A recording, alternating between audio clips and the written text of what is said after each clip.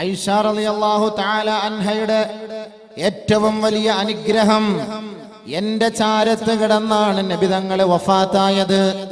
എന്റെ മാറിടത്തിൽ കിടന്നാണ് ഹബീബായ തങ്ങൾ വഫാത്തായത്. മാത്രമല്ല വജഅല ബൈന റീഖി വറീഖിഹി, എന്റെ ഉമിനീരും നബിതങ്ങളുടെ ഉമിനീരും മരണവേളയിൽ അല്ലാഹു കൂട്ടിയിണക്കിയത് എനിക്ക് ചെയ്ത ഏറ്റവും വലിയ അനുഗ്രഹമെന്ന് മഹദിയായ ആയിഷ സിദ്ദീഖ. ഇന്നലെ എത്ര സംഭവങ്ങളാണ് ആയിഷ ബീവിയും നബിതങ്ങളെ കുറിച്ചും നമ്മൾ ചർച്ച ചെയ്തത്. അല്ലാഹുവിന്റെ റസൂൽ സല്ലല്ലാഹു അലൈഹി വസല്ലമ തങ്ങൾ ബഹുമാനപ്പെട്ട മഹദിയായ ആയിഷ ബീവിയുടെ വീട്ടിലേക്ക് വരുമ്പോ ആയിഷ ബീവി വല്ലാത്ത വിഷമത്തിനാണ്, തലവേദനയെടുത്ത് സഹിക്കവയ്യാതെ കിടക്കുമ്പോ അല്ലാഹുവിന്റെ റസൂലിനും അതേ വേദന അനുഭവപ്പെട്ടു അത്രേ. പരിശുദ്ധ പ്രവാചകൻ ഈ ലോകത്തോട് വിട പറയാൻ പോകുന്നതിന്റെ അടയാളങ്ങളാണ്. അല്ലാഹുവിന്റെ റസൂൽ ഇതാ കിടക്കുകയാണ്. അല്ലാഹുവിന്റെ റസൂലിന് കഴിയുന്നില്ല, കൈ നിവർത്തി വെക്കാൻ കഴിയുന്നില്ല, മലർന്നു കിടക്കാൻ കഴിയുന്നില്ല, ശരീരമാസകലം വേദനയാണ്. മഹദിയായ ആയിഷ ബീവിയെടുത്ത് മാറിടത്തിൽ വെച്ചുകൊണ്ട് മെല്ലെ മെല്ലെ തടകി തലോടിക്കൊണ്ട് ദുആകൾ ചെയ്തുകൊണ്ടിരിക്കുകയാ. ആയിഷ ബീവി പറയുകയാണ്, എൻ്റെ റബ്ബ് എന്നോട് ചെയ്ത ഏറ്റവും വലിയ മഹത്വമത്രേ, എൻ്റെ ഹബീബായ തങ്ങൾ എൻ്റെ വീട്ടിൽ കിടന്നാണ് ോട് വിട പറഞ്ഞത്. മാത്രമല്ല വജഅല ബൈന റീഖി വറീഖിഹി, എൻ്റെ ഉമിനീരും നബിതങ്ങളുടെ ഉമിനീരും മരണവേളയിൽ അല്ലാഹു ഒരുമിച്ച് കൂട്ടിയത്രേ. എങ്ങനെയാണത്? ആയിഷ റളിയല്ലാഹു അൻഹ റിപ്പോർട്ട് ചെയ്യുന്ന ഹദീസിൽ കാണാം, دخل علي عبد الرحمن بن أبي بكر أبو بكر رضي الله تعالى عنه عائشة صديق رضي الله عنها യുടെ സഹോദരൻ നബിതങ്ങളുടെ ഭാര്യയായ ആയിഷ ബീവിയുടെ സഹോദരൻ അബ്ദുറഹ്മാൻ അബൂബക്കർ സിദ്ദീഖിന്റെ മകൻ നബിതങ്ങളുടെ സവിധത്തിലേക്ക് കടന്നു വരികയാണ്. ആയിഷ ബീവിയുടെ അരികിലേക്ക് കടന്നു വരികയാണ്. വഇൻദഹു സിവാക്ക്, അദ്ദേഹത്തിന്റെ കയ്യിൽ മിസ്വാക്ക് ഉണ്ടായിരുന്നു. മിസ്വാക്ക് അറാഖിന്റെ കെട്ടുണ്ടായിരുന്നു, അറാഖിന്റെ കഷണമുണ്ടായിരുന്നു. നളറ റസൂലുള്ളാഹി സ്വല്ലല്ലാഹു അലൈഹി വസല്ലം ഇലൈഹി, അല്ലാഹുവിന്റെ റസൂലിന് സംസാരിക്കാൻ കഴിയുന്നില്ല. മരണവേദന സഹിക്കവയ്യാതെ അല്ലാഹുവിന്റെ റസൂൽ കഷ്ടപ്പെട്ട് കിടക്കുമ്പോ അബ്ദുറഹ്മാൻ ഇബ്നു അബൂബക്കർ റളിയല്ലാഹു അൻഹു കടന്നു വരികയാണ്. ആയിഷ ബീവി പറയുകയാണ്, റഅയ്തുഹു, നബിയെ ഞാൻ കാണുകയാണ്. യൻളുറു ഇലൈഹി, എൻ്റെ സഹോദരനിലേക്ക് നബി നോക്കുകയാണ്. കാന റസൂലുള്ളാഹി സ്വല്ലല്ലാഹു അലൈഹി വസല്ലമ യുഹിബ്ബു സിവാക, എനിക്ക് മനസ്സിലായി നബി തങ്ങൾ മിസ്വാക്ക് ഇഷ്ടപ്പെടുന്നു, പക്ഷേ പറയാൻ നബി തങ്ങൾക്ക് കഴിയുന്നില്ല. അല്ലാഹുവിന്റെ റസൂലിന് നാവ് കൊണ്ട് പറയാൻ കഴിയുന്നില്ല. നബിതങ്ങൾ ആ മിസ്വാക്കുമായി വന്ന സഹാബിയെ നോക്കുകയാണ്, അബൂബക്കറിന്റെ മകനെ നോക്കുകയാണ്. ആയിഷ ബീവി മണത്തറിഞ്ഞു, എൻ്റെ കാന്തൻ, എൻ്റെ ഹബീബ് മിസ്വാക്ക് ഇഷ്ടപ്പെടുന്നുണ്ടെന്ന് എനിക്കറിയാം. ഞാൻ നബിതങ്ങളോട് ചോദിക്കുകയാണ്, ഉനാബിലുഹു ലക യാ റസൂലല്ലാഹ്, നബിയെ അങ്ങേക്ക് ഞാനത് വാങ്ങിത്തരട്ടെയോ നബിയെ? ഫഅശാറ ബിറഅസിഹി അൻഅം, നബിതങ്ങൾക്ക് സംസാരിക്കാൻ കഴിയുന്നില്ല. ലോകത്തിന്റെ തിരുനാളമാണെന്ന കാര്യം ഓർക്കണേ. മെഴുകുതിരി ഉരുകുന്നത് പോലെ ഉരുകി വെളിച്ചം നമുക്ക് മെഴുകുതിരി കാണിച്ചു തരുമെങ്കിൽ അതേപോലെ ഉരുകി ലോകത്ത് വെളിച്ചം പകർന്നു തന്ന ഹബീബാണ് മുഹമ്മദ് മുസ്തഫ സല്ലല്ലാഹു അലൈഹി വസല്ലം. ആ വെളിച്ചം ഇതാ അണയാൻ പോവുകയാണ്. നബിതങ്ങൾ വേണം ആയിഷേ, വേണം ആയിഷേ, എനിക്കിഷ്ടമാണ് ആയിഷേ, ആ മിസ്വാക്ക് ഒന്ന് വാങ്ങിത്തരുമോ? അല്ലാഹുവിന്റെ റസൂൽ അതിഷ്ടപ്പെടുന്നുണ്ട് എന്ന് മനസ്സിലാക്കി ഫനാവൽതുഹു, എൻ്റെ സഹോദരനിൽ നിന്ന് മിസ്വാക്ക് വാങ്ങി നബിതങ്ങൾക്ക് കൊടുത്തു. പക്ഷേ അല്ലാഹുവിന്റെ റസൂലിന് മിസ്വാക്ക് ചെയ്യാൻ കഴിയുന്നില്ല. മരണവെപ്രാളം നോർക്കണേ. മരണവെപ്രാളത്തിലാണിത്. മിസ്വാക്ക് ചെയ്യാൻ കഴിയുന്നില്ല. ഞാൻ നബി തങ്ങളെ നോക്കി, എനിക്ക് കാര്യം പിടികിട്ടി. ഞാൻ നബി തങ്ങളോട് ചോദിച്ചു, ഉലൈനുഹു ലക യാ റസൂലല്ലാഹ്.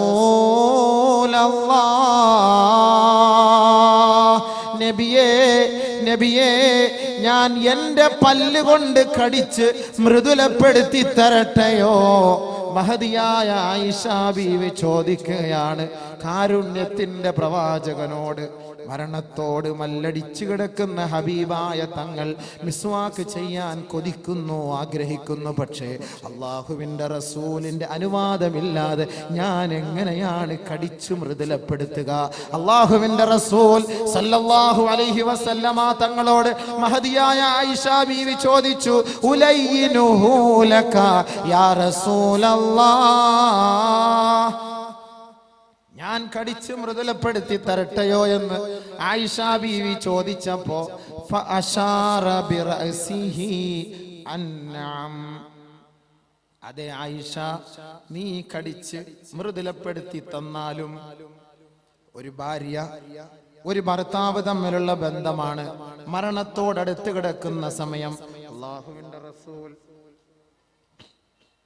അള്ളാഹുവിന്റെ റസൂൽ സല്ലല്ലാഹു അലൈഹി വസല്ലമ തങ്ങൾ പറഞ്ഞു, ഒരു ഭാര്യയും ഒരു ഭർത്താവും മരിക്കുന്ന വേളയിൽ, വഫാത്താകുന്ന സമയത്ത് ഭാര്യ ഭർത്താവിനോട് തൃപ്തിയുള്ളവളാണെങ്കിൽ, ഭർത്താവ് ഭാര്യയോട് തൃപ്തിപ്പെട്ടവനാണെങ്കിൽ അവർ സ്വർഗത്തിലാണ്, അവർ സ്വർഗത്തിലാണ്, അവർ സ്വർഗത്തിലാണ്. മുഹമ്മദ് മുസ്തഫ സല്ലല്ലാഹു അലൈഹി വസല്ലം അള്ളാന്റെ റസൂല് പറഞ്ഞുവെങ്കിൽ മഹദിയായ ആയിഷ ബീവി റളിയല്ലാഹു തആല അൻഹ നബി തങ്ങളുടെ അനുവാദമില്ലാതെ അത് ചെയ്യാൻ ആഗ്രഹിക്കുന്നില്ല, അത് കടിക്കാൻ ആഗ്രഹിക്കുന്നില്ല.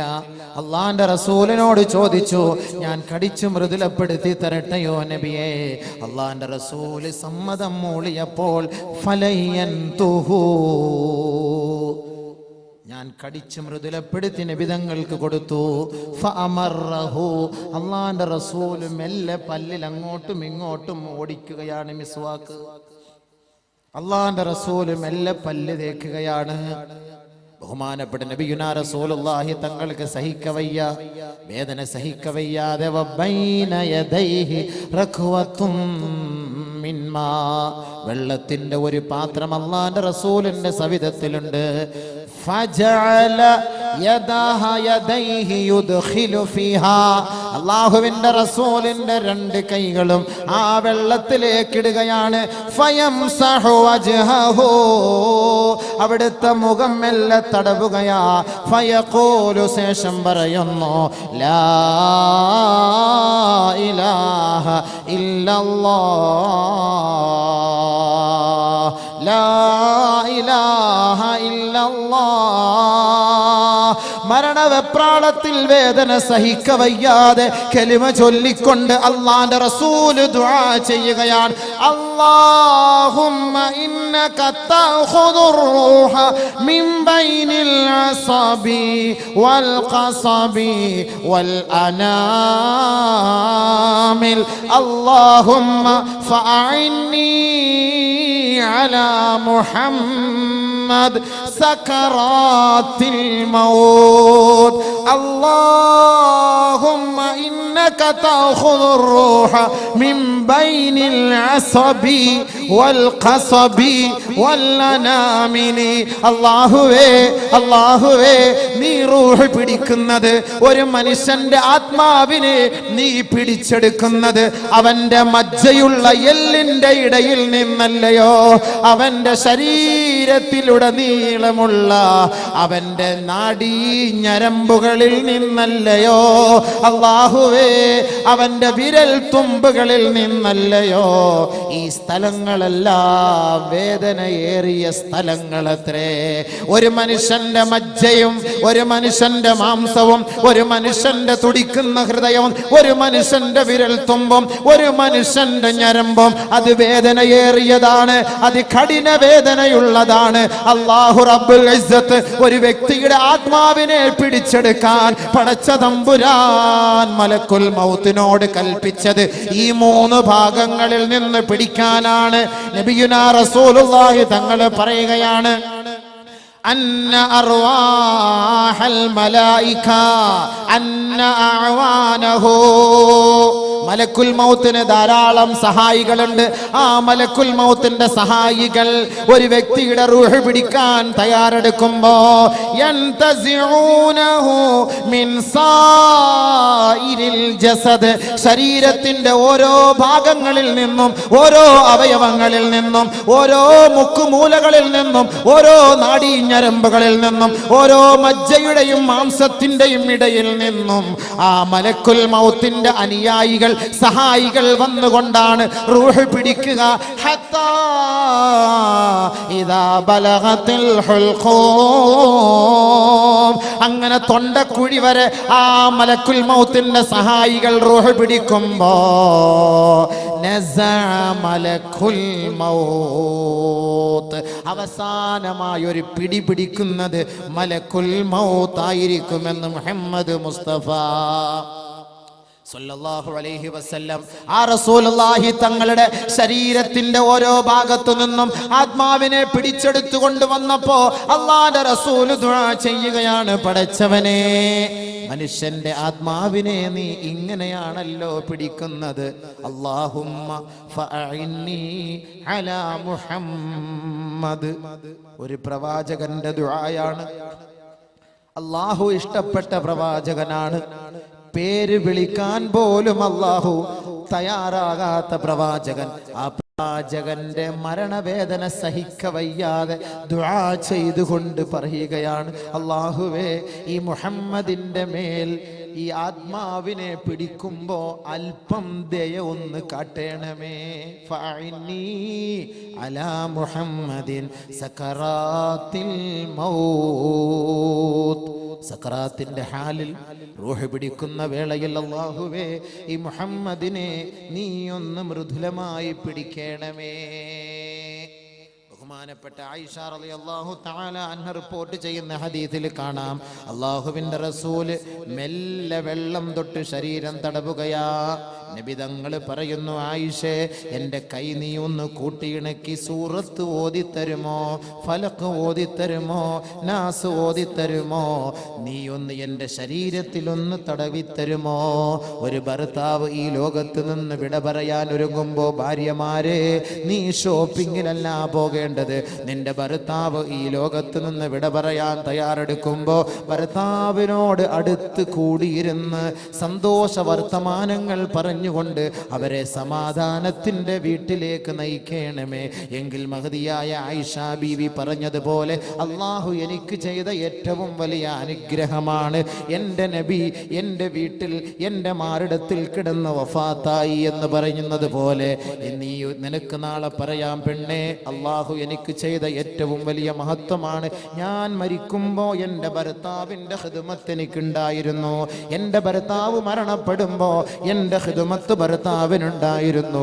ഞങ്ങൾ രണ്ടുപേരും തൃപ്തിപ്പെട്ട അവസ്ഥയിലാണ് മരിച്ചത് എന്ന് നിങ്ങൾക്ക് നാളെ പറയാൻ കഴിയും.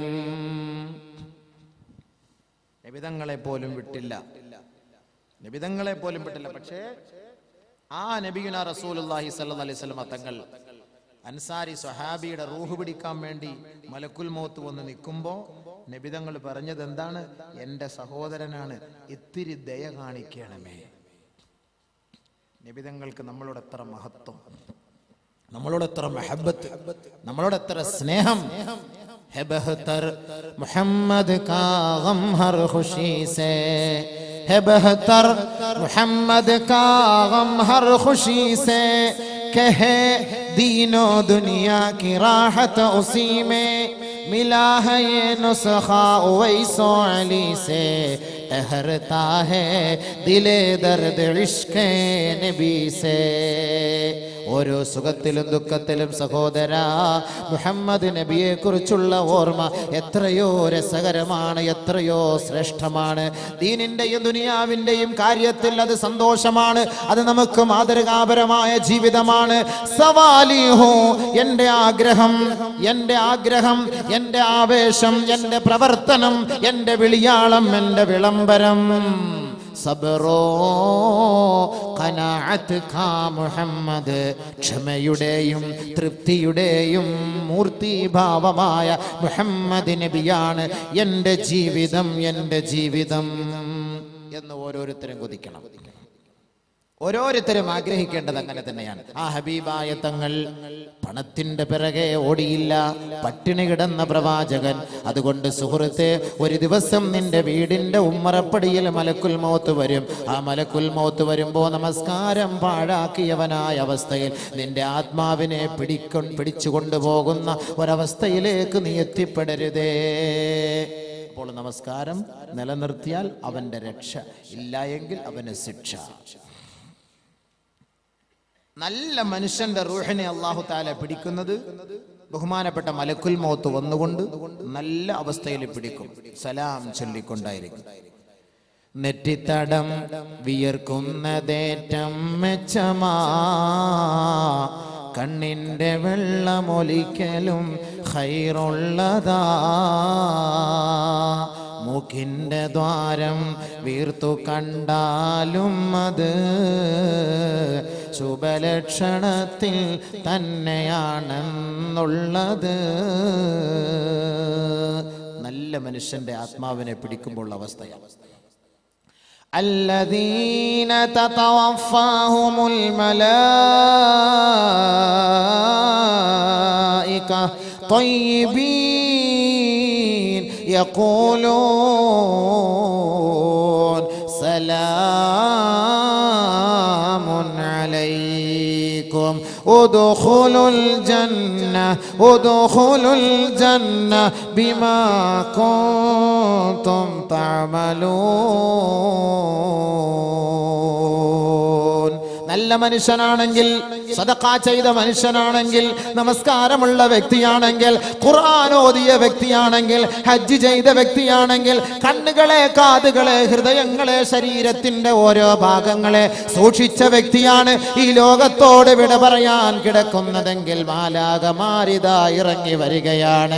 തയ്യിബീന, നല്ലവരുടെ അരികിലേക്ക് ഇറങ്ങി വന്നുകൊണ്ട് യഖൂലൂന സലാമുൻ അലൈക്കും, നിങ്ങൾ ദുഃഖിക്കരുതേ, നിങ്ങൾ പ്രയാസപ്പെടരുതേ, നിങ്ങൾക്ക് സമാധാനം, സമാധാനം, നിങ്ങൾ സന്തോഷപൂർവം നിങ്ങൾ സ്വർഗത്തിലേക്ക് കടന്നു വരണമേ. തതനസ്സലു അലൈഹിമുൽ മലായിക അല്ലാ തഖാഫൂ വലാ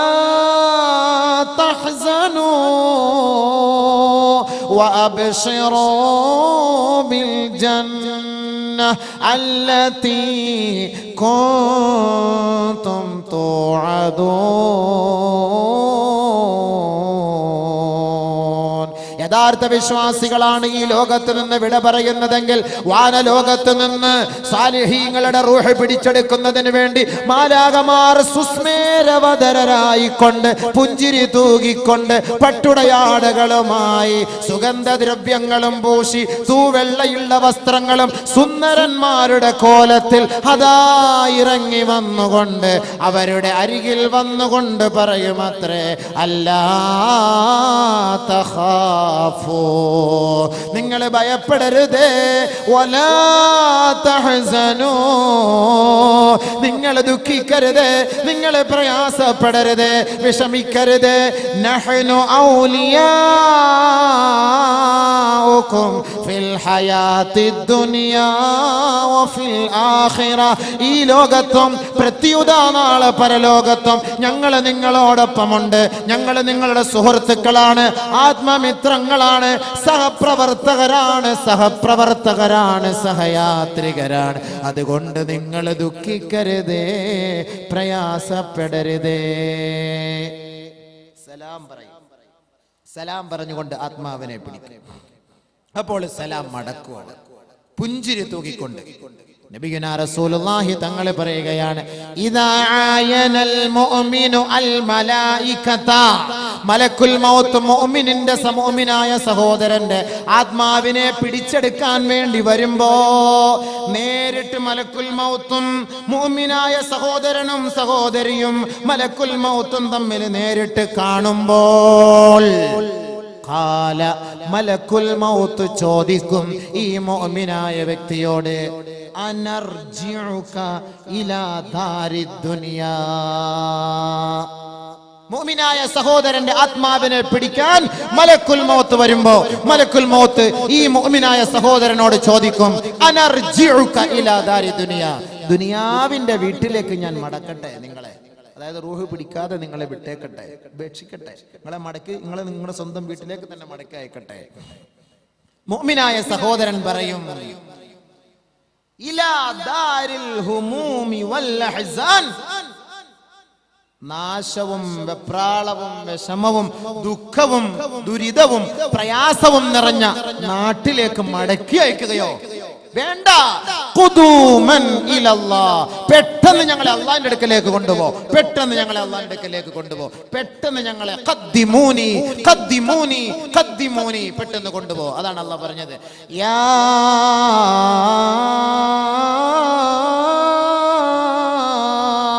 അയ്യതുഹൻ നഫ്സുൽ മുത്മഇന്ന ഇർജിഇ ഇലാ റബ്ബികി റാളിയതൻ മർളിയ ഫദ്ഖുലി ഫീ ഇബാദി വദ്ഖുലി ജന്നതി. ശാന്തിയടഞ്ഞ ആത്മാവേ, ത്തിന്റെ ആത്മാവേ, നിങ്ങൾ നിങ്ങളുടെ റബ്ബിലേക്ക്, നിങ്ങളുടെ നാഥനിലേക്ക് സന്തോഷത്തോടെ മടങ്ങിക്കൊള്ളുക. അള്ളാഹുവിന്റെ സ്വർഗത്തിന്റെ തണലിൽ നിങ്ങൾ പരിലസിച്ചു കൊള്ളുക. നിങ്ങൾക്കിവിടെ ദുഃഖമില്ല, നിങ്ങൾക്കിവിടെ വ്യതയില്ല, നിങ്ങളിവിടെ കരയേണ്ടതില്ല, നിങ്ങളിവിടെ പ്രയാസപ്പെടേണ്ടതില്ല എന്ന് അള്ളാഹു റബ്ബുൽ ഇസ്സത്ത് പറഞ്ഞുവെങ്കിൽ, വിശ്വാസി സമൂഹത്തിന്റെ ആത്മാവിനെ അള്ളാഹു പിടിക്കുന്നത് ഇങ്ങനെയാണെന്ന് മുഹമ്മദ് മുസ്തഫ സല്ലല്ലാഹു അലൈഹി വസല്ലം. മുഅ്മിനീങ്ങളായ അവസ്ഥ, സന്തോഷത്തോടെ ചിരിച്ച് നല്ല വാക്കുകൾ പറഞ്ഞ് സുഗന്ധദ്രവ്യമൊക്കെ പൂശി നല്ല വസ്ത്രത്തിലാണ് ആ മലക്കുകൾ ഇറങ്ങി വന്നുകൊണ്ട് അവരുടെ ആത്മാവിനെ പിടിച്ച് നേരെ അള്ളാഹിന്റെ അടുക്കലേക്ക് കൊണ്ടുപോകുന്നത്. ഈ ക്വാളിറ്റി ഉള്ളവരായിരിക്കണം ഞാനും നിങ്ങളും. ഈ ക്വാളിറ്റിയാണ് നമുക്ക് വേണ്ടത്. നമ്മൾ എവിടേക്ക് പോകാനുള്ളവരാണ്? നമ്മൾ ഈ ദുനിയാവിൽ മാത്രം ജീവിച്ച് മരിച്ചു എങ്ങനെയെങ്കിലുമൊക്കെ നശിച്ചു പോകാനുള്ളവരാണോ? അല്ല. പിന്നെയോ അള്ളാഹു നമ്മളെ ക്ഷണിക്കുന്നത് എങ്ങോട്ട്? വല്ലാഹു യദ്ഉ ഇലാ ദാരിസ്സലാം. അള്ളാഹു ക്ഷണിക്കുന്നത് സമാധാനത്തിന്റെ വീട്ടിലേക്കാണ്, ശാന്തിയുടെ ഭവനത്തിലേക്കാണ്. അവിടെ ദുഃഖമില്ല, പ്രയാസമില്ല, കടമില്ല, ലോണില്ല, പലിശക്കാരനെ പേടിക്കേണ്ട, ബ്ലേഡുകാരനെ പേടിക്കേണ്ട, കൊലയാളിയെ പേടിക്കേണ്ട, കള്ളനെ പേടിക്കേണ്ട, ദുഷ്ടനെ പേടിക്കേണ്ട. അവിടെ പരിപൂർണ സമാധാനം, പരിപൂർണ സമാധാനം. അള്ളാഹു ക്ഷണിക്കുന്നത് ആ സലാമത്തിന്റെ വീട്ടിലേക്കത്രേ. ദാറുസ്സലാം, വലിയ വീട് കെട്ടിയിട്ട് ദാറുസലാം എന്ന് പേരിട്ടത് കൊണ്ടൊന്നും സ്വർഗത്തിൽ എത്തിപ്പെടാൻ കഴിയില്ല. അള്ളാഹു വിളിക്കുന്നത് യഥാർത്ഥ സ്വർഗത്തിന്റെ ഭവനത്തിലേക്ക്, ദാറുസലാം. അതിനാണ് നമസ്കാരം കഴിഞ്ഞ് നമ്മൾ അള്ളാഹുവിനോട് ചോദിക്കുന്നത്. നിസ്കാരം ഉള്ളവനെ ഇത് പറ്റുള്ളൂ. നിസ്കാരമില്ലാത്തവൻ എങ്ങനെ ചോദിക്കാൻ കഴിയും? നമസ്കാരമില്ലാത്തൊരു സഹോദരിക്ക് എങ്ങനെ ഇത് ചോദിക്കാൻ കഴിയും? നമസ്കാര ശേഷം അല്ലാഹുവിന്റെ റസൂൽ നമ്മളെ പഠിപ്പിച്ച ദുആ, അല്ലാഹുമ്മ അന്തസ്സലാം വമിൻകസ്സലാം വഇലൈക യർജിഉസ്സലാം ഹയ്യിനാ റബ്ബനാ ബിസ്സലാം വഅദ്ഖിൽനാ ബിറഹ്മതിക റബ്ബനാ ദാരക ദാരസ്സലാം. അല്ലാഹുവേ നീയാണ് സമാധാനത്തിന്റെ ഉടമസ്ഥൻ, നിന്നിലാണ് സമാധാനം, നിന്നിൽ നിന്നാണ് സമാധാനം ഇറങ്ങി വരിക, അവിടുത്തെ സമാധാനത്തിന്റെ ഉറവിടം നീയാണ് തമ്പുരാനെ, നിന്നിലേക്കാണ് ഈ സമാധാനം മടങ്ങുക. ഹയ്യിനാ റബ്ബനാ ബിസ്സലാം, ഞങ്ങളെ ശാന്തിയോടെയും സമാധാനത്തോടെയും നീ വാർത്തെടുക്കണമേ റബ്ബേ. മാത്രമല്ല ഈ ലോകത്ത് നിന്ന് ഒരു ദിവസം ഇസ്രായീലിന്റെ പിടിയിൽ ഞങ്ങൾ ഇവിടെ നിന്ന് നിന്റെ ദർബാറിലേക്ക് വരുമ്പോ അവിടെ രണ്ട് അവസ്ഥയാണ് അല്ലാ, ഫരീഖും ഫിൽ ജന്ന വ ഫരീഖും ഫിസ്സഈർ. ഒന്ന് സ്വർഗ്ഗത്തിന്റെ വഴി, ഒന്ന് നരകത്തിന്റെ വഴി, ഒന്ന് ദാറു ജഹന്നം, ഒന്ന് ദാറുസ്സലാം.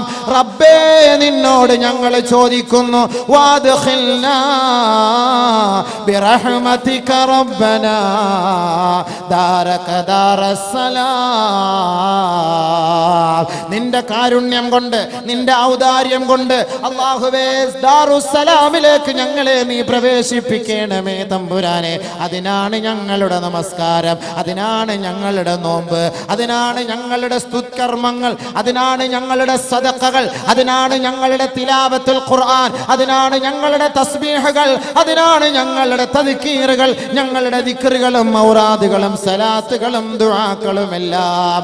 വഅദ്ഖിൽനാ ബിറഹ്മതിക റബ്ബനാ ദാരക ദാറസ്സലാം. ദുഃഖമില്ലാത്ത, വ്യതയില്ലാത്ത, രോദനമില്ലാത്ത, ക്യാൻസർ രോഗമില്ലാത്ത, കിഡ്നി രോഗമില്ലാത്ത, അറ്റാക്ക് ഇല്ലാത്ത, അപകടമില്ലാത്ത, ആക്സിഡന്റ് ഇല്ലാത്ത ലോകത്തേക്ക് വരാൻ വേണ്ടിയാണ് റബ്ബേ ഞങ്ങൾ നിന്നോട് ചോദിക്കുന്നത്. അതുകൊണ്ട് നിന്റെ ഔദാര്യത്താൽ നീ ഞങ്ങളെ ദാറുസ്സലാമിലേക്ക് പ്രവേശിപ്പിക്കണമേ തമ്പുരാനെ. ഇത് അല്ലാഹുവിന്റെ റസൂല് നമ്മെ പഠിപ്പിച്ചു തന്നുവെങ്കിൽ നമസ്കാര ശേഷം നിങ്ങൾ ചെയ്യേണ്ട ദുആയാണ്. നമസ്കാരമില്ലാത്ത സഹോദരാ സഹോദരി, നീ എങ്ങനെയാണ് ഈ ദുആ അല്ലാഹുവിനോട് ചോദിക്കുക? എങ്ങനെ ചോദിക്കും? നിസ്കാരമില്ലാത്ത ചോദിക്കും. പെണ്ണ് കടിച്ചിട്ട് നിസ്കരിക്കാൻ നടന്ന കാര്യം നടക്കുമോ? സ്വർഗത്തിൽ പോകണ്ടേ? സ്വർഗത്തിൽ പോകണ്ടേ? സ്വർഗത്തിൽ പോകണമെങ്കിൽ നിസ്കരിച്ച് കഴിഞ്ഞിട്ട് ദുആ നീ ചോദിക്ക്. അല്ലാഹു മലക്കുൽ മൗത്തിനെ നല്ല കോലത്തിൽ നിന്റെ വീട്ടിലേക്ക് കൊണ്ടുവന്നിട്ട് നിന്നെ പിടിച്ചു കൊണ്ടുപോകും. ആ ഒരു അവസ്ഥയാണ് നമുക്ക് വേണ്ടത്. അതല്ലാതെ കണ്ട് എങ്ങനെയെങ്കിലും മരിച്ചു പോകലല്ല നമ്മുടെ ലക്ഷ്യം. നല്ല അവസ്ഥയിൽ മരിച്ചു പോകണം. നല്ല അവസ്ഥയിൽ മരിക്കണമെങ്കിൽ നമസ്കാരം, നോമ്പ്, സക്കാത്ത്, ഹജ്ജ് ഇതുപോലുള്ള നല്ല നല്ല കർമ്മങ്ങൾ ചെയ്ത് ആരെ കുറിച്ചും ഒരനാവശ്യം പോലും പറയാതെ, ഒരു ഫിത്നയും ഫസാദും പറയാതെ, ഒരപരാധവും പറയാതെ നല്ല അവസ്ഥയിൽ മരിക്കണം. ചില ആളുകൾക്കൊരു സ്വഭാവമുണ്ട്, നല്ല അവസ്ഥയിൽ മരിക്കാൻ പറഞ്ഞാൽ ദുആ ഇവിടെ ഏൽപ്പിച്ച് ഒരുവന്റെ സ്വർണ്ണം വെച്ച് നല്ല അവസ്ഥയിൽ മരിക്കാൻ നിങ്ങൾ പരിശ്രമിക്കണം. പ്രേ ആൻഡ് വർക്ക്, പ്രവർത്തിക്കുകയും പ്രാർത്ഥിക്കുകയും കൂടെ വേണം. ദുആ ചെയ്യുന്നത് മാത്രമല്ല, ഇനി നിങ്ങളുടെ ജീവിതത്തിൽ മാറ്റം കൂടെ ഉണ്ടാക്കിയെടുക്കണം. അതാണ് വേണ്ടത്. ചില ആളുകളുടെ ദുസ്വഭാവത്തിന്റെ ഉദാഹരണങ്ങളാണ് നമസ്കാരവും മറ്റു കാര്യങ്ങളൊക്കെ ഉണ്ട്. ആരാനെ കുറിച്ച് അപരാധം പറയുക, ആവശ്യമില്ലാത്ത ആളുകൾ വെറുതെ ഒരു പെണ്ണിനെ കുറിച്ച് അപരാധം പറയുക, ഒരാണിനെ കുറിച്ച് അപരാധം പറയുക, ആരെങ്കിലും വിവാഹം കഴിക്കാൻ വേണ്ടി തയ്യാറായാൽ ആ വിവാഹം മുടക്കുക, അവനെ കുറിച്ച് ദുഷിച്ചു പറയുക, അവളെ കുറിച്ച് ദുഷിച്ചു പറയുക. ഇത് അസൂയയുടെയും കുശുമ്പിന്റെയും പേരിൽ ഒരു അപരാധമാണ്. ഇവർക്ക് നിസ്കാരമുണ്ട്, ഇവരും നമസ്കാരക്കാരാണ്, ഇവരും വലിയ 1000ന്റെ തസ്ബീഹ്, എല്ലാവരും 100ന്റെ തസ്ബീഹ് ഉരുട്ടുമ്പോ ഇവർ 1000ന്റെ തസ്ബീഹ ഉരുട്ടിക്കൊണ്ടിരിക്കുന്നത്. അപരാധം പറയുകയും ഫിത്നയും ഫസാദും പറയും. എന്താ അവസ്ഥ എന്നറിയോ? പറഞ്ഞു തരട്ടെ, കേട്ടോളി. നിസ്കരിക്കുന്നുണ്ട്, ഇഷ്ടം പോലെ ഇബാദത്തൊക്കെ എടുക്കുന്നുണ്ട്. ഒരിക്കൽ അല്ലാഹുവിന്റെ റസൂൽ സല്ലല്ലാഹു അലൈഹി വസല്ലമ തങ്ങൾ സ്വഹാബാക്കളോട് ചോദിക്കുകയാണ്, അതദറൂന മൽ മുഫ്ലിസ്, ഒന്നുമില്ലാത്തവനാരെന്നറിയുമോ സഹാബത്തെ? ഖാലൂ, അല്ലാഹുവിന്റെ റസൂലിന്റെ സഹാബത്ത് പറഞ്ഞു, അൽ മുഫ്ലിസു ഫീനാ മല്ലാ ദിർഹമ ലഹു വലാ മതാ. സാമ്പത്തികമായി ഒന്നുമില്ലാത്തവൻ, അല്ലാഹുവിന്റെ റസൂലേ, ദിർഹമില്ലാത്തവൻ, ദീനാറില്ലാത്തവൻ, ഒരു പൈസ പോലും അതിനുള്ള വകയില്ലാത്തവനാണ് ഞങ്ങളിൽ ഒന്നുമില്ലാത്തവനെന്ന് സഹാബത്ത് മറുപടി പറഞ്ഞപ്പോ അല്ലാഹുവിന്റെ റസൂല് പറഞ്ഞു, അത്രേ, അല്ല അല്ല. ഒന്നുമില്ലാത്തവൻ എന്ന് പറഞ്ഞതിന്റെ അർത്ഥം എന്താ? നബി തങ്ങൾ പട്ടിണി കിടന്നല്ലോ, അപ്പൊ നബി തങ്ങൾക്ക് എന്താ ഒന്നുമില്ലാത്തവൻ എന്നതിന്റെ അർത്ഥം? സമ്പത്തും പ്രതാപവും ഇല്ലാത്തവനല്ല, ഒന്നുമില്ലാത്തവൻ. പിന്നെയോ നബിതങ്ങൾ പറയുകയാണ്, അൽ മുഫ്ലിസു ഫീനാ, നമ്മളിൽ ഒന്നുമില്ലാത്തവൻ ആരെന്നറിയുമോ? മൻ, അത് ഒരുവനാണ്, യഅതി യൗമൽ ഖിയാമ, ഖിയാമത്ത് നാളിൽ അവൻ വരുമത്രേ, ബിസ്സലാത്തിൻ, നമസ്കാരവുമായി, വസകാത്തിൻ, സകാത്തുമായി, വസിയാമിൻ, നോമ്പുമായി, വതിലാവത്തിൽ ഖുർആൻ, വഹജ്ജിൻ, ഹജ്ജുമായി, ഖുർആൻ പാരായണവുമായി, ഒരുപാട് നന്മകളുമായി നാളെ അല്ലാഹുവിന്റെ ദർബാറിൽ സ്വർഗത്തിൽ കടക്കാൻ വരുമത്രേ. അങ്ങനെ വരുമ്പോ ഫയതി, മറ്റൊരു വ്യക്തി കൂടി കടന്നു വരികയാണ്. കടന്നു വന്നുകൊണ്ട് റബ്ബിനോട് ആവലാതിപ്പെട്ട് പറയുന്നു, അല്ലാഹുവേ, ഈ നമസ്കാരവുമായി വന്ന വ്യക്തി, ഈ സകാത്തുമായി വന്ന വ്യക്തി, ഈ ഹജ്ജുമായി വന്ന വ്യക്തി, ഈ നോമ്പുമായി വന്ന വ്യക്തി, ഖദ് ളറബ ഹാദാ വഖദ് സഫക ഹാദാ വഖദ് ഖദഫ ഹാദാ വഖദ് ശതമ ഹാദാ, അന്യായമായി എന്നെ പീഡിപ്പിച്ചവനാണ് റബ്ബേ, അന്യായമായി എന്നെ അപരാധം പറഞ്ഞവനാണ് റബ്ബേ, അന്യായമായി എന്നെ അടിച്ചവനാണ് റബ്ബേ, അന്യായമായി എന്നെ തെറി പറഞ്ഞവനാണ് റബ്ബേ. ഒന്നുമില്ലാതെ ഞാൻ കഴിഞ്ഞുകൂടിയപ്പോ എന്നെ അപരാധം പറഞ്ഞ് ജനങ്ങളുടെ മുന്നിൽ വെച്ച് എന്നെ അപമാനിച്ചവനാണ് നാഥാ. ഈ നമസ്കാരവും നോമ്പും സക്കാത്തുമായി നിന്റെ മുന്നിലേക്ക് വന്നിരിക്കുന്നത്, അതുകൊണ്ട് ഞാൻ നിരപരാധിയാണ്, എനിക്ക് നീ നീതി നൽകണം. നാട്ടിൽ എനിക്ക് നീതി ലഭിച്ചിട്ടില്ല. അള്ളാന്റെ റസൂലിനോട്, അള്ളാന്റെ റസൂല് സ്വഹാബത്തിനോട് വിവരിക്കുകയാണ്, നാളെ മഹ്ശറിന്റെ തിരുമുറ്റത്ത് ഇങ്ങനെ ഒരു സംഭവം നടക്കുമെന്ന് പരിശുദ്ധ പ്രവാചകന്റെ മുത്തായ നാവ് കൊണ്ട് മൊഴിഞ്ഞെങ്കിൽ ഞാനും നിങ്ങളും ചിന്തിക്കണേ, ചിന്തിക്കണേ. ആരാന്റെ ഫിത്നയും ഫസാദും പറയരുതേ, ആരെയും വെറുതെ അടിക്കരുതേ, ആരെ തെറി പറയരുത്, ആരെയും ആക്ഷേപിക്കരുത്, ആരെയും പരിഹസിക്കരുത്, ആരെ കുറിച്ചും അപരാധം പറയരുതേ. അറിഞ്ഞാലും ശരി, അറിഞ്ഞില്ലെങ്കിലും ശരി, കേട്ടാലും ശരി, കേട്ടില്ലെങ്കിലും ശരി, അപരാധം പറയരുതേ.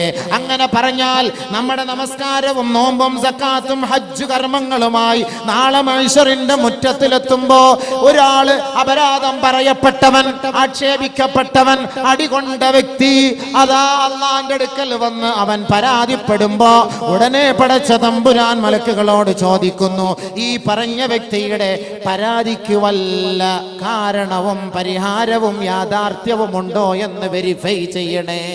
അങ്ങനെ ഗ്രന്ഥമെടുക്കും. എങ്ങനെ ഗ്രന്ഥം എടുക്ക? ശ്രദ്ധിച്ചോളി, നല്ലപോലെ ശ്രദ്ധിച്ചോളി. ഒരു വിഷയം വരുമ്പോ ഇങ്ങനെ അങ്ങോട്ട് കയറി അങ്ങോട്ട് പോവുക, തീരുന്ന ലക്ഷണമൊന്നും കാണുന്നില്ല, ഇങ്ങനെ അങ്ങോട്ട് പോവുക. ഒളിക്യാമറ അള്ളാഹു നമ്മളിൽ ഫിറ്റ് ചെയ്തിട്ടുണ്ട്. എങ്ങനെ എടുക്കുക? ഒരാൾ ഒരാളെ കുറിച്ച് അപരാധം പറഞ്ഞു, ഒരാൾ ഒരാളെ കുറിച്ചു മോശമായിട്ട് പറഞ്ഞു, ഒരാൾ ഒരാളെ കുറിച്ച് അടിച്ചു. രഹസ്യമായിട്ട് ഇരുട്ടടി എന്ന് പറയും. ഇരുട്ടടി ഞങ്ങളുടെ നാട്ടിലുണ്ട്. ഇരുട്ടടി ഇവിടെ ഉണ്ടോ? ഇരുട്ടടി രഹസ്യമായിട്ട് അടിക്കുക, ആരും അറിയില്ലല്ലോ. പക്ഷെ ഒരു ഒളിക്യാമറ അത് ഒപ്പിയെടുത്തിട്ടുണ്ട്. നമ്മൾ കണ്ടിട്ടുണ്ടോ? ഇപ്പൊ ഇതിന്റെ സംഘാടകർ ഓരോ റിബൺ തൂക്കിയിട്ട് നടക്കുന്ന കണ്ടില്ലേ? ചുവന്ന ഒരു റിബണില് ഒരു കാർഡ്. ഇതിന്റെയൊക്കെ സംഘാടകർ ഞാൻ ഇന്നാളാണ്, ഇന്നാളാണ് അല്ലേ, ഞാൻ ഫുൾ മൊയ്തീനാണ്, ഞാൻ ഹാഫ് സലീമാണ്, ഞാൻ പീലു സലീമാണ്, ഞാൻ അങ്ങനത്തെ ആളാണ്, ഇങ്ങനത്തെ. ഇതൊക്കെ ഓരോരുത്തർ അറിയാൻ വേണ്ടി കാർഡ് തൂക്കിയിട്ട് ഇങ്ങനെ നടക്കല്ലേ? കണ്ടില്ലല്ലോ സലീം ഇല്ലേ? അപ്പൊ ഇങ്ങനെ ഓരോരുത്തരെ കുറിച്ച് ഇങ്ങനെ അറിയാൻ വേണ്ടി ഒരു കാർഡ് തൂക്കി. നിങ്ങൾ കണ്ടല്ലോ അല്ലേ? എല്ലാവരും കണ്ടല്ലോ. ഇതെന്തിന്റെ അർത്ഥം? അതൊന്ന് വാങ്ങി നോക്കിയാൽ ആരാ സലീം, ആരാണ് ചെയർമാൻ, ആരാണ് കൺവീനർ, ആരാണ് ഇതിന്റെ വാളണ്ടിയർ, ഇതിനെക്കുറിച്ച് ഫുൾ ഡീറ്റെയിൽസ് ഇതിനകത്തുണ്ട്. ഹോസ്പിറ്റലിൽ, സ്കൂളിൽ പോകുന്ന കുട്ടികൾ, അല്ലെങ്കിൽ ഹോസ്പിറ്റലിൽ ജോലി ചെയ്യുന്നവർ, അല്ലെങ്കിൽ കിൻഫ്ര, ടെക്നോ പാർക്ക് പോലുള്ള വലിയ വലിയ കമ്പനികളിൽ ജോലി ചെയ്യുന്നവർ, അവർക്കുമുണ്ട് ഇതേപോലെ ഒരു കൊളുത്ത്, അവരിലുമുണ്ട് ഒരു കാർഡ്. എന്താ ഇത്? അവരുടെ ഐഡന്റിഫിക്കേഷൻ. ആ നമ്പർ, ആ പേര് അടിച്ചു നോക്കിയാൽ കമ്പ്യൂട്ടറിൽ ഇവരുടെ മുഴുവൻ ഡീറ്റെയിൽസും അങ്ങനെ തന്നെ തെളിഞ്ഞു വരും. ഇവരുടെ പേരടിച്ചു നോക്കിയാൽ എത്ര പവൻ കിട്ടിയെന്നും, എത്ര ശേഖരിച്ചെന്നും, ഇനി എത്ര ശേഖരിക്കാൻ പ്ലാൻ ഉണ്ടെന്നും, എത്ര പേരെ കെട്ടിച്ചെന്നും, കെട്ടിക്കാൻ ഉദ്ദേശം ഉണ്ടെന്നും. അടിച്ചു മാറ്റി കാര്യമൊന്നും വരില്ല, അങ്ങനെ അടിച്ചു മാറ്റൂലല്ലോ. നല്ല വ്യക്തികൾ അല്ലാഹു തആല ഖബൂലാക്കട്ടെ. അപ്പൊ അങ്ങനെയുള്ള ഓരോ കാര്യങ്ങൾ ഇങ്ങനെ അതിനകത്ത് തെളിഞ്ഞു വരും.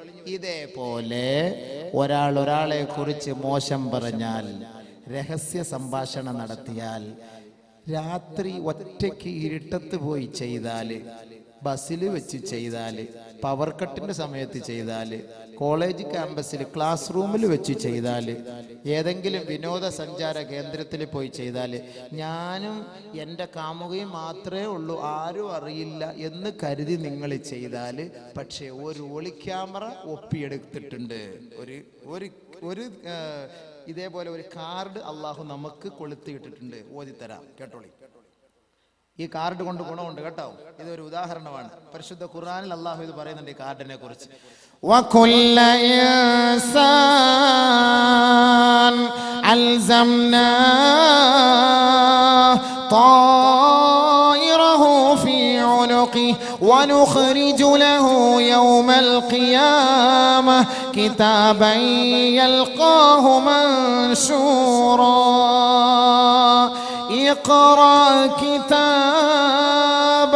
اقرأ كتابك كفى بنفسك اليوم عليك حسيبا من اهتدى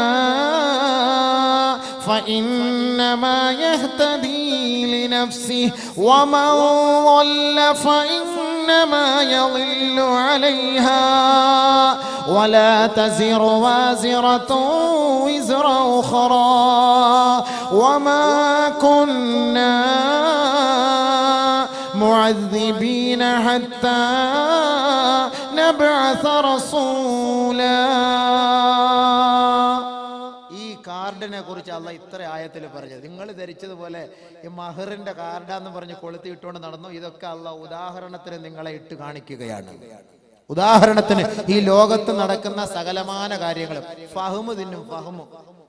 ഫഹ്മിനെ കുറിച്ച് ആയത്തുണ്ട്, ഹദീസുണ്ട്, ഞാൻ പറഞ്ഞു കേൾപ്പിച്ചുതരാം. ഷവ്വായ കറക്കുകോഴി, നാരലക്കോഴി ഖുർആനിലുണ്ട്. എന്തിനാ തിന്നണത് ഞാൻ പറഞ്ഞുതരാം. ഇരുന്നതാ റാഹത്തായിട്ട് പറഞ്ഞുതരാം. ഇതൊക്കെ അള്ളാഹ് നമ്മളെ തീറ്റിക്കണത് എന്തിനാ? മോനെ, ഇങ്ങനെയൊക്കെ ഒരു സംഭവം വരാൻ പോകുന്നു, നീ ഷവ്വായ ആവാൻ പോവുകയാണ്, നീ ഫഹ്മാകാൻ പോവുകയാണ്. ഇതിനൊക്കെ ഉദാഹരണങ്ങളുണ്ട്, ഖുർആനും ഹദീസിലുണ്ട്. ഞാൻ പഠിപ്പിച്ചു തരാം ഇൻഷാ അല്ലാഹ്. ആദ്യം റിബണിനെ കുറിച്ച് പറയട്ടെ. അല്ലാഹു റബ്ബുൽ ഇസ്സത്ത് പറയാ, വകുല്ല ഇൻസാൻ, ഓരോ മനുഷ്യർക്കും അൽസംനാഹു, നാം കൊളുത്തിയിട്ടിട്ടുണ്ട്, ത്വായിറഹു, അവന്റെ ഭാഗധേയത്തെ നിർണയിക്കുന്ന ഒരു ഗ്രന്ഥം അല്ലെങ്കിൽ ഒരു കാർഡ്, ഫീ ഉനുഖിഹി, അവന്റെ കഴുത്തിൽ. ശരിയാണോ? പരിശുദ്ധ ഖുർആൻ സൂറത്ത് ബനി ഇസ്രായീൽ പരിശോധിച്ച് നോക്കൂ. ഞാൻ വെറുതെ പറയുന്നല്ല. ഓരോ വ്യക്തികൾക്കും, മഹറിന്റെ സംഘാടകർക്കെന്നല്ല, ഈ അബൂബക്കറിനും, ഞങ്ങൾക്കൊക്കെ ചിലപ്പോൾ വലുതായിരിക്കും. പടച്ചവനെ, ഞങ്ങളൊക്കെ ഇങ്ങനെയൊക്കെ പറയുമെങ്കിൽ ഞങ്ങളുടെ അമലുണ്ടോ? നിങ്ങളൊക്കെ ദുആ ഇറക്കണം കേട്ടോ. നമ്മൾക്ക് ആഗ്രഹമാണ്, പടച്ചവനെ നമുക്കൊക്കെ പ്രവർത്തിക്കാൻ തൗഫീഖ് തരട്ടെ. ഞങ്ങളൊക്കെ ഇങ്ങനെയൊക്കെ പറഞ്ഞിട്ട് നിങ്ങൾ മോശക്കാര്, ഈ പ്രസംഗിക്കുന്ന ഞങ്ങൾ നല്ലവരെന്ന് ഞാൻ പറയില്ല. നിങ്ങളെക്കാൾ ഏറ്റവും മോശം ഞാനാണ്. പിന്നെ നമ്മൾ ഈ പറയുന്നത് എന്തിനാണ്? നമുക്കിനി അമൽ ചെയ്യാനാണ്.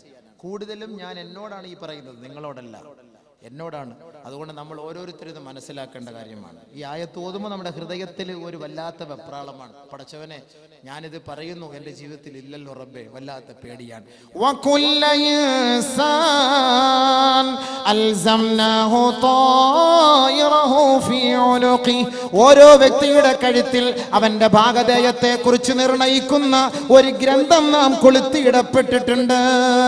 വനുഖ്രിജു ലഹു യൗമൽ ഖിയാമ കിതാബൻ യൽഖാഹു മൻശൂറാ, ഖിയാമത്ത് നാളാകുമ്പോൾ അവന്റെ കൊളുത്തിൽ നിന്ന് ആ മാല പൊട്ടിച്ച് നാം എടുക്കുമത്രേ.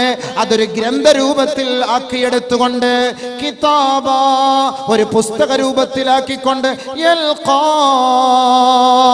അവൻ അതിലേക്ക് നോക്കാൻ പറയും. അവൻ ആ പുസ്തകത്തെ കാണുമത്രേ. മൻശൂറാ, അടഞ്ഞ പുസ്തകമല്ല, തുറന്ന പുസ്തകമാണത്.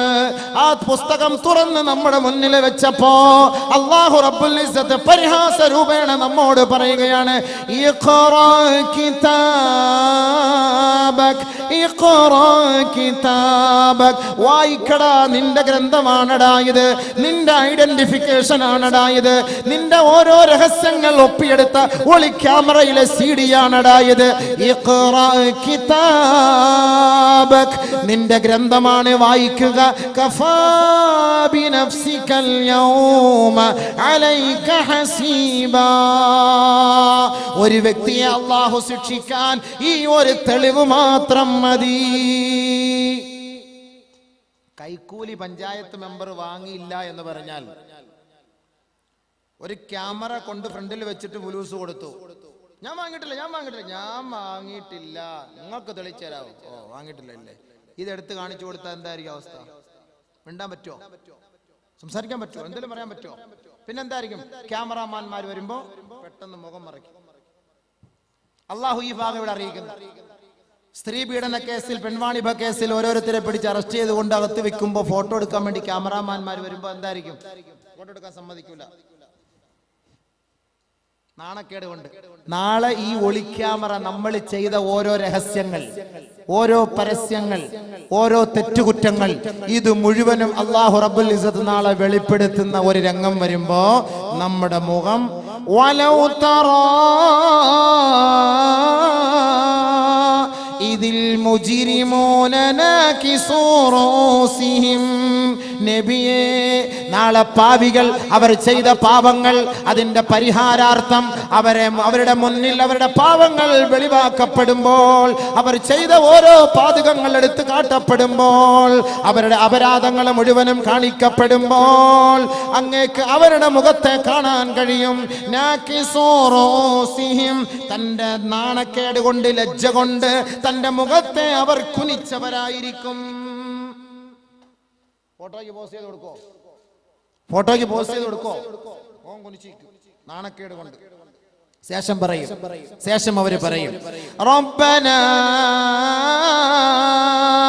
അബ്സർനാ വസമിഅനാ ഫർജിഅനാ നഅമൽ സാലിഹാ ഇന്നാ മൂഖിനൂൻ. ഇന്ന് ഈ ആയത്ത് കേട്ടിട്ട് സ്വീകരിക്കാത്ത ഈ ആയിരങ്ങൾ, ഇന്ന് ഇത് ഉൾക്കൊള്ളാത്ത ഈ സമുദായം, നാളെ റബ്ബിന്റെ കോടതിയുടെ മുന്നിൽ അവൻ ചെയ്ത ഓരോ തെറ്റുകളും അല്ലാഹു റബ്ബുൽ ഇസ്സത്ത് അവന്റെ മുന്നിൽ കാണിക്കുമ്പോ അവൻ സ്വന്തമായി അത് ഏറ്റെടുത്തുകൊണ്ട് പറയും, റബ്ബനാ, ഞങ്ങളുടെ രക്ഷിതാവേ, അബ്സറനാ, ഞങ്ങൾ ഇപ്പോൾ ഇത് കണ്ടു മനസ്സിലാക്കി, വസമിഅനാ, ഞങ്ങൾ ഇത് കേട്ടു റബ്ബേ, ഫർജിഅനാ, ഞങ്ങളെ ഒന്ന് മടക്കുമോ അല്ലാ, നഅമൽ സാലിഹാ, എങ്കിൽ ഇനി ഞങ്ങൾ നന്മ മാത്രമേ ചെയ്യുകയുള്ളൂ അല്ലാ, ഇന്നാ മൂഖിനൂൻ, ഞങ്ങൾ ഉറപ്പിച്ചു പറയുന്നു അല്ലാ, തറപ്പിച്ചു പറയുന്നു അല്ലാ, ഇനി ഞങ്ങൾ ഒരു തെറ്റിലേക്ക് കടക്കില്ല പടച്ചവനെ, നീ ഞങ്ങളെ ഒന്ന് മടക്കണേ അല്ലാ, ഒന്ന് മടക്കണേ അല്ലാ, പ്ലീസ്. കെഞ്ചിക്കൊണ്ട് റബ്ബിനോട് ചോദിക്കും, കെഞ്ചിക്കൊണ്ട് നാളെ ചോദിക്കും റബ്ബിനോട്. അള്ളാഹുവിന്റെ മറുപടി ഇപ്പൊ ഇവിടെ കിടന്ന് സംസാരിക്കേണ്ട സമയമൊന്നുമല്ല. അന്ന് ഒരു പെണ്ണിനെ കുറിച്ച് അപരാധം പറയുമ്പോൾ ഓർക്കണം, ഒരാണിനെ കുറിച്ച് അപരാധം പറയുമ്പോൾ ഓർക്കണം, രഹസ്യമായി തെറ്റ് ചെയ്യുമ്പോൾ ഓർക്കണം, ആ തെറ്റ് ചെയ്ത സമയത്ത് നിന്റെ ഓരോ രഹസ്യങ്ങളും ക്യാമറ ഒപ്പിയെടുത്തിട്ടുണ്ട് എന്ന കാര്യം നീ മറന്നുപോയില്ലേ? وما كنا معذبين حتى نبعث رسولا. ഒരാളെയും അള്ളാഹു ശിക്ഷിക്കുകയില്ല, അവർക്ക് ഒരു താക്കീതുകാരൻ വന്ന് ഇതിനെക്കുറിച്ച്, ശിക്ഷയെക്കുറിച്ച് അവരെ ഉണർത്തിയിട്ടല്ലാതെ. ബഹുമാനപ്പെട്ട ഹസൻ ബസ്രി റളിയല്ലാഹു അൻഹു ഈ ആയത്തെടുത്ത് ഉദ്ധരിച്ചുകൊണ്ട് അദ്ദേഹം പറയാണ്, യബ്നാദം, ആദമിന്റെ മോനെ, ബസത്തലക സഹീഫതക്, നിനക്ക് അല്ലാഹു ഒരു ഗ്രന്ഥം ഇതാ രൂപപ്പെടുത്തിയിരിക്കുകയാ. വവുക്കില ബീമാ മലക്കാനി കരീമാൻ, രണ്ട് മലക്കുകളെ ആ ഗ്രന്ഥത്തിന്റെ ഉത്തരവാദിത്തവുമായി അല്ലാഹു നിന്നിൽ ഏൽപ്പിച്ചിരിക്കുക. വിളിച്ചിരിക്കുകയാ. അമ്മാ അഹദുഹുമാ അൻ യമീനിക്, ഒരാൾ നിന്റെ വലതുഭാഗത്തും, വല്ലാഖറു അൻ ശിമാലിക്, മറ്റൊരാൾ നിന്റെ ഇടതുഭാഗത്തും. ഹത്താ അമ്മല്ലദി അൻ യമീനിക്, നിന്റെ വലതുഭാഗത്തുള്ള മലക്ക് ഫയഹ്ഫദു ഹസനാതിക്, നിന്റെ ഓരോ നന്മകളും അവർ സൂക്ഷിച്ചു വെക്കുമത്രേ. നീ ചെയ്ത നമസ്കാരം, നീ കൊടുത്ത സദഖ, നിന്റെ ദുആ, നിന്റെ ഇബാദത്ത്, നിന്റെ ദിക്ർ, നിന്റെ സ്വലാത്ത്, ഇത് മുഴുവനും വലതുഭാഗത്തുള്ള മലക്ക് ക്യാമറയിൽ ഒപ്പിയെടുത്ത് രേഖപ്പെടുത്തി സൂക്ഷിച്ചു. നിന്റെ ഇടതുഭാഗത്തുള്ള മലക്ക് നിന്റെ ഓരോ തെറ്റ് രഹസ്യം അതിങ്ങനെ ക്യാമറയിലൂടെ ഒളിപ്പിച്ചു വെച്ചിരിക്കും.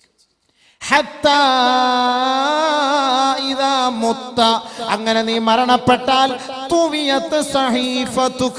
നിന്റെ ആ ഗ്രന്ഥം, ഇപ്പൊ നാളെ മഹറിന്റെ പരിപാടി കഴിഞ്ഞ ഇതെല്ലാം ഊരി കളയൂലേ, പരിപാടി തീർന്നല്ലോ. ഇതേപോലെ ആള് മരിച്ചു കഴിഞ്ഞാൽ ഇത് ഊരി മടക്കി വെച്ചിട്ട് നിന്റെ കഴുത്തിൽ ഒരു പുസ്തക രൂപമായിട്ട് കൊളുത്തിയിടും. അങ്ങനെ നിന്നെ കബറിനകത്ത് കൊണ്ടുവെക്കും. അങ്ങനെ നിന്നെ കബറിൽ നിന്ന് പുറത്തേക്ക് കൊണ്ടുവരുമ്പോൾ തൽഖാഹു കിതാബൻ മൻശൂറാ, ഒരു തുറന്ന പുസ്തകം പോലെ നിന്റെ മുന്നിൽ അത് നിവർത്തി തരും. ശേഷം അല്ലാഹു നിന്നോട് പറയും, ഇഖ്റാ കിതാബക്, വായിക്കടാ നിന്റെ പുസ്തകമാണിത്. കഫാ ബിനഫ്സികൽ യൗമ അലൈക ഹസീബാ, നിന്നെ ശിക്ഷിക്കാൻ ഇത് തന്നെ തെളിവ്, വേറെ ഒരു തെളിവിനും പോകേണ്ട കാര്യമില്ല.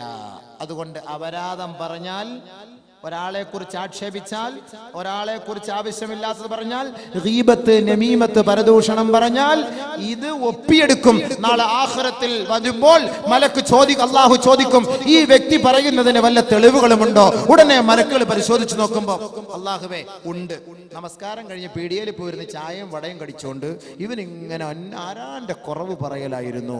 ബസ് സ്റ്റാൻഡിൽ, ബസ് സ്റ്റോപ്പിൽ ഇരുന്നിട്ട് ഏതെങ്കിലുമൊക്കെ പെണ്ണുങ്ങൾ പോണത് കണ്ടിട്ട് അവളുടെ കുറവ് പറയലായിരുന്നു ഇവന്റെ ജോലി.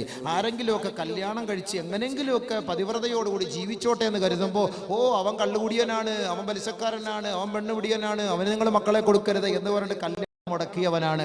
ഇതെല്ലാം ഈ ക്യാമറയിൽ ഇങ്ങനെ തെളിഞ്ഞു വരും.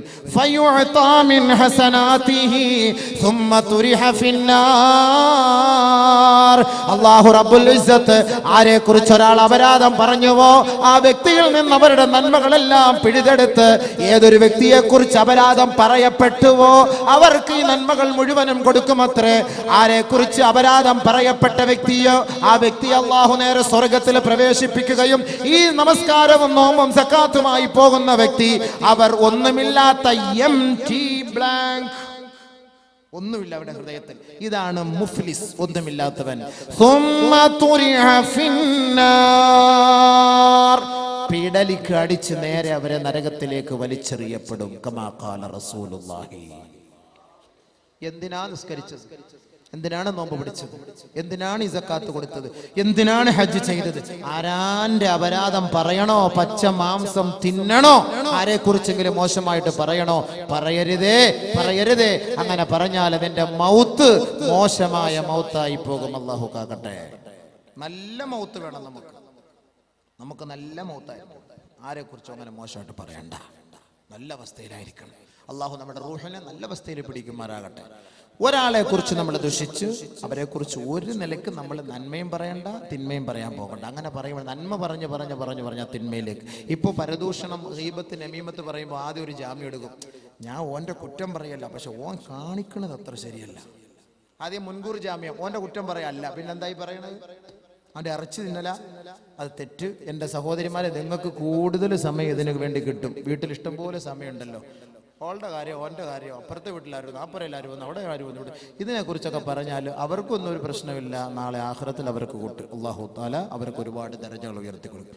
ഇന്നല്ലദീന യർമൂനൽ മുഹ്സനാത്തിൽ ഗാഫിലാത്ത് ലുഇനു ഫിദ് ദുനിയ വൽ ആഖിറ വലഹും അദാബുൻ അദീം.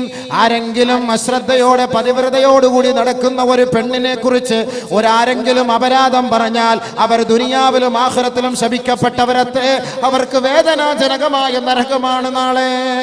ഖുർആൻ ഖുർആൻ. ഒരാളെ കുറിച്ച് ആരെങ്കിലും അപരാധം പറഞ്ഞാൽ തെളിവ് ഹാജരാക്കണം.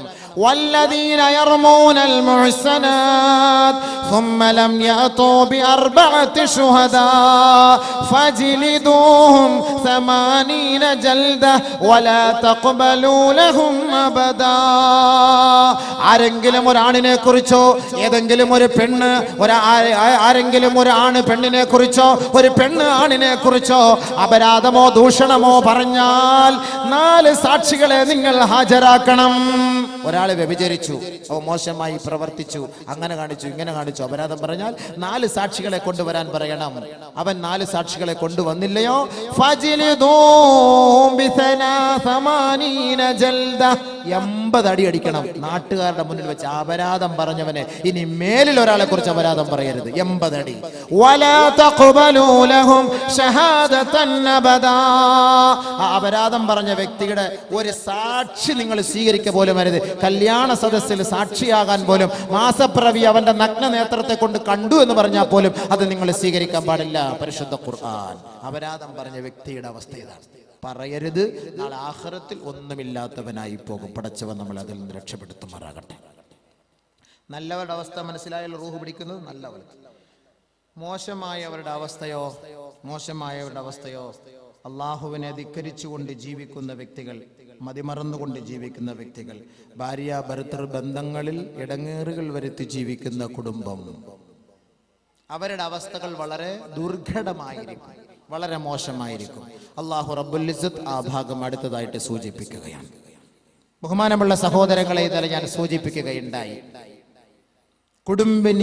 കുടുംബിനിയോട് എങ്ങനെ പെരുമാറണം, സഹോദരിമാരോട് എങ്ങനെ പെരുമാറണം, അതേപോലെ സഹോദരന്മാരോട് എങ്ങനെ പെരുമാറണം. നല്ല നിലയിലുള്ള റൂഹ് ആത്മാവിനെ നിങ്ങൾക്ക് അള്ളാഹു നിങ്ങളുടെ ആത്മാവിനെ പിടിക്കണമെങ്കിൽ ഈ ഒരു കോലമായിരിക്കണം. ഇനി അതല്ല, മോശമായ അവസ്ഥയിലാണ് നിങ്ങൾ പോകേണ്ടതെങ്കിൽ അള്ളാഹു റബ്ബുൽ ഇസ്സത്ത് നമ്മളെയും നമ്മുടെ സഹോദരിമാരെയും അതിൽ നിന്ന് രക്ഷപ്പെടുത്തുമാറാകട്ടെ.